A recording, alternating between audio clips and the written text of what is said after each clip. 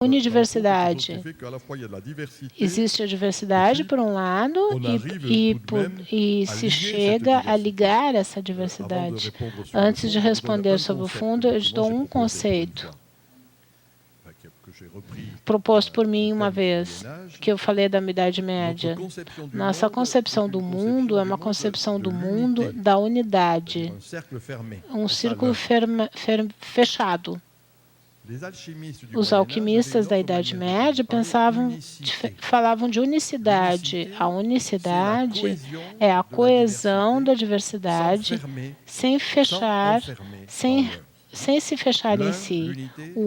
A unidade é fechado. A unicidade é pensar que pode ter uma coesão da diferença, da diversidade. E é um pouco isso que é o meu fio condutor, passar da unidade à unicidade, uma coesão, mas uma coesão que se faça não reduzindo a diferença, mas fazendo uma coincidência de coisas opostas. A criança tem uma tensão, vai ter uma harmonia conflitiva. Essa é a relação com o universal. É mais um universalismo de luzes. É uma forma de universalidade que não é reduzida, não reduz. É que é uma lei mosaica, é diferente. Vão existir culturas juvenis que podem ser muito diversas, cada vez mais diferentes, e ao mesmo tempo pode ter uma coesão. A unicidade seria a expressão. O último ponto.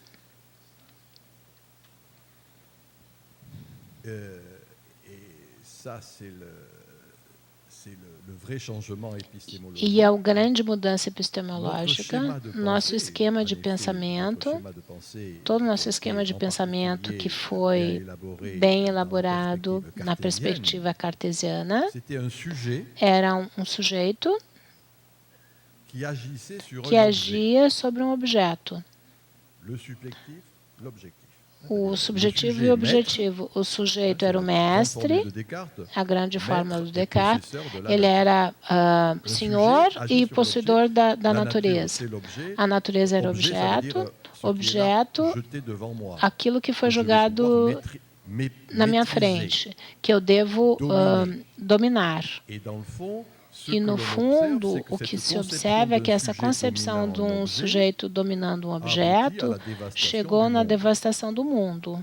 Ele resultou na devastação do mundo, essas pilhagens ecológicas, e na devastação dos espíritos também. Mas não é o nosso elemento de base, é esse individualismo, é o sujeito, é o senhor de si mesmo que vai dominar a natureza, que vai dominar os outros, etc. Oposto a isso, e eu fiz referência ainda a Gilbert Durand, 2 ou 3 vezes, ele falou do trágico antropológico. É uma coisa que tem uma trajetória. Não em termos de lógica, de concepção unívoca, eu ajo sobre a natureza, mas o fato é que existe uma ação e uma retroação. E é isso que está acontecendo agora nas culturas juvenis. Eles não colocam mais a ênfase sobre um sujeito senhor de si, mas na tribo, na comunidade. Existe isso de trajectivo, vai e vem. Existe uma reversibilidade, uma ação, uma retroação. E é essa grande mudança que seria necessário que nossas instituições educativas a gente se desse conta. Mais uma vez, não existe uma só maneira de agir, existem diversas culturas e uma ação, retroação, reversibilidade, o feedback. Tem muitas expressões que mostram bem que o nosso esquema unívoco não é mais pertinente. E a gente tem que ter um esquema equívoco, com multiplicidades de perspectivas, não mais só econômicas. Eu já lancei essa ideia de decosofia, que é uma outra inteligência do relação à natureza e aos outros. Deu. Obrigada. Juremir. Bom, eu vou dizer só uma frase. As questões e observações são muito pertinentes e precisaria realmente falar muito para dar respostas à altura das questões. Eu vou responder de uma maneira assim, vou driblar um pouquinho, vou dizer apenas que eu, como secretário José Clóvis, acredito que as utopias não têm fim. Então, é claro que o econômico é um problema real, é claro que as injunções concretas são fortíssimas, mas eu quero crer que, em algum momento, precisamos apostar nas utopias. Eu, por exemplo, sempre fui mais para o lado anarquista do que para o lado marxista.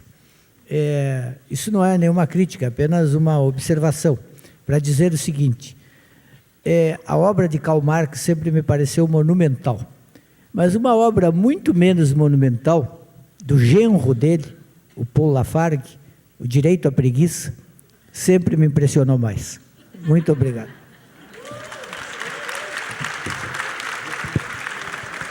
Bem, pessoal, antes de encerrarmos, eu gostaria de chamar o secretário José Clóvis até aqui.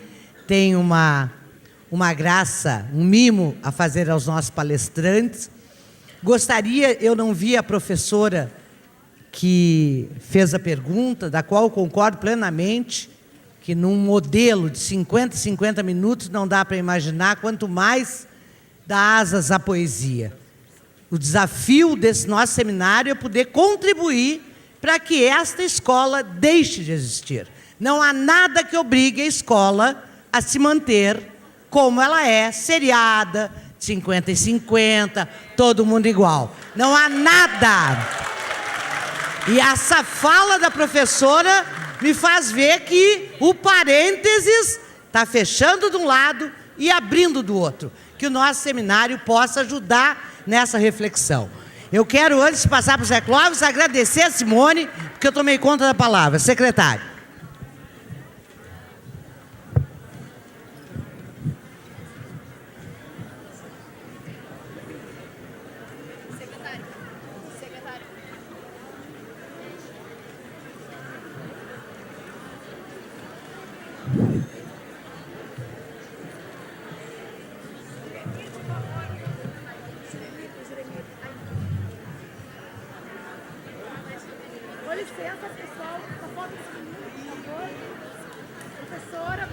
Boa noite, muito obrigada. Amanhã continua com atividades aqui, lançamento do livro. A Marcela me deixou um monte de recado para dar, mas os recados estavam passando nos painéis. Boa noite, muito obrigada. Parabéns a todos nós por esta beleza de abertura do nosso seminário.